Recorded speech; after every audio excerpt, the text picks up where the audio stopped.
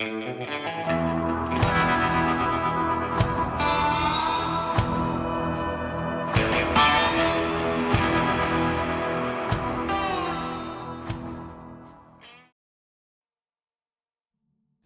the summer of 1839, around 20 Kiowa warriors set out on a raid for El Paso, Texas.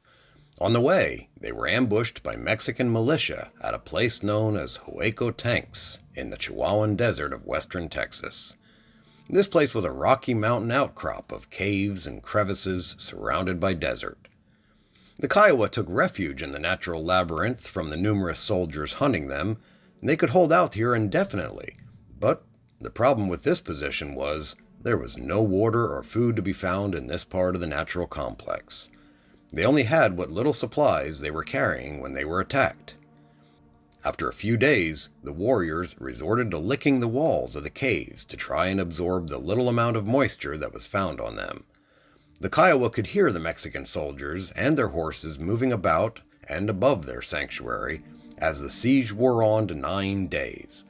One of the Indian scouts, with the soldiers, stood on a ridge above the cave and called down to the raiders, speaking in the language of the Comanches. "Don't give up," the scout yelled. "The Mexicans are going to throw some food down to you soon. It'll be all right. They want to take you alive." The Kiowa, now desperate for any food or water, took heart at this turn of events and waited for the supplies. The Kiowa raiders heard bags dropping to the floor at the front of the cave. Driven by thirst and hunger, they crept out, only to be met by gunfire, and they found that the bags of food actually contained rattlesnakes. They managed to avoid being bitten while they heard the laughter of the soldiers above. Well, on the 10th day of the siege, realizing the Mexicans were never going to leave, one of the Kiowa warriors, Sonaita, said, "We're going to die here like helpless women."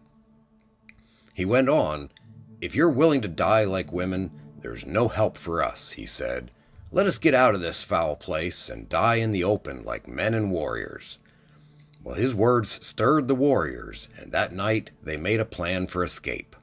The Kiowa cut leather thongs from their leggings to help climb the steep walls of the caves, and they tied their weapons to their bodies to use once they had found freedom.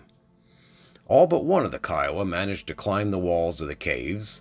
The warrior Dagoy, who had been shot at the start of the ambush, was just too weak to climb.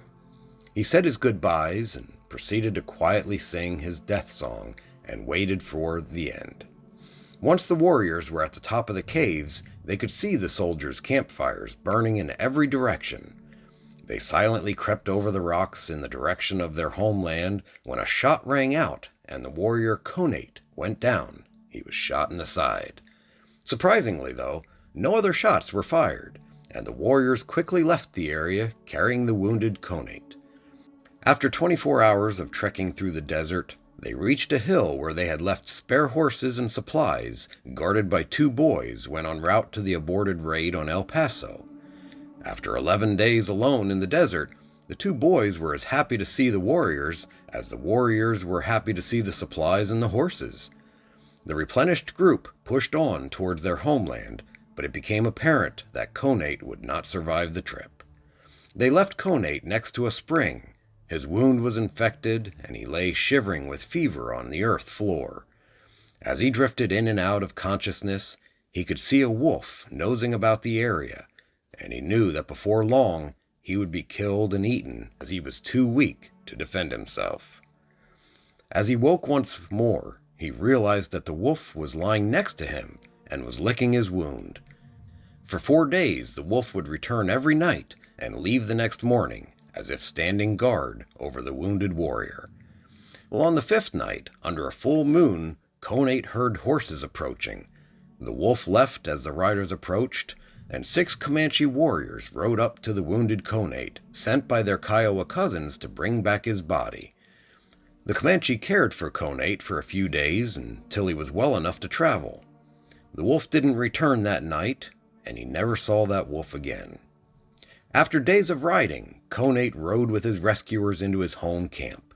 His tribe and family couldn't believe he was still alive. They held a feast and dance for the 6 Comanche warriors, and their warrior had apparently risen from the dead, or so they thought. The Comanche were celebrated as heroes and were given many horses for bringing Conate back alive. Conate died in 1849, like thousands of others, when the great cholera epidemic moved across the plains.